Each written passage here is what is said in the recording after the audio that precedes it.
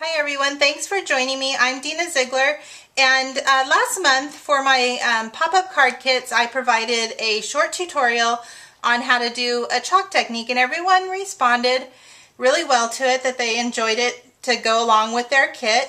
So I thought I would do another technique for this month. This month I want to show you some really simple techniques using ink and acrylic paint. And here's how I did it. I have talked for years about just adding some ink to the edges of your cards to just give them some dimension, but here's how I actually do it. I like to use an ink blending tool, and whatever kind of ink complements your design or your color palette, and you can just rub it right onto the edge and get a nice distressed edge or effect on there. And also this pattern, or this paper, comes embossed with a pattern. It's in the kit. It's a honeycomb pattern.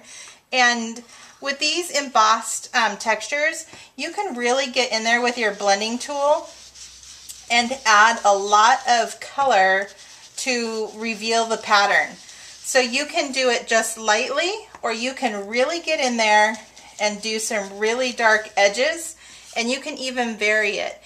So that's a really easy way to just use the ink blending tools on some of the embossed designs that I put in my kits. And I'm hoping that as I do these, that the techniques will build on themselves and you can start using them in other kits. And then the second thing that I provided this month was a stencil. And this is just cardstock, and I just punched it with a heart shape with one of my punches that I have in my collection. And I put them onto the pattern paper. I just covered it, and then I'm using a paintbrush, and I have some white paint here. And you can go in really heavy so you get a full kind of opaque, or you can really take your brush down to where it's almost dry and go over the stencil so it's much more translucent and you can still see the pattern through the paper.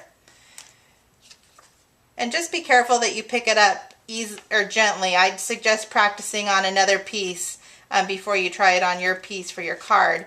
But you can see here that it's very translucent, and I can still see the polka dots through, and here I have a lot more ink. I also added it to the large mason jar, and I have already done a few here with some heavy paint and then some lighter dry brushed paint. And then here I actually did it with ink. So I just put my stencil down, I put my finger right into my ink pad and just rubbed it right over. Oh, I just moved my stencil. Moved it right over my stencil, and I got a cute little heart effect. So try ink, try paint, use your stencils that are provided. Make some of your own out of your own collection, and I'll show you real quick. These are the cards from my July 2013 card kit. It's available on my website, www.dinaziegler.com, and here are a couple ways that I use this technique. I put 2 hearts on this yellow pattern paper. I also stenciled 1 heart onto the bottom of this tag, and then I put a little punched heart over it. And then on the mason jar, you can see that I added a couple of dry brushed hearts on there as well. And you can add as many as you like throughout your kit. These are just 2 of the cards and 1 of the tags. All of these supplies are included in the kit, plus 4 more cards and 1 more tag. So 6 cards, 2 tags total. And I hope you enjoyed that simple technique and that you'll give it a try this month. And take care. Hope you have fun creating.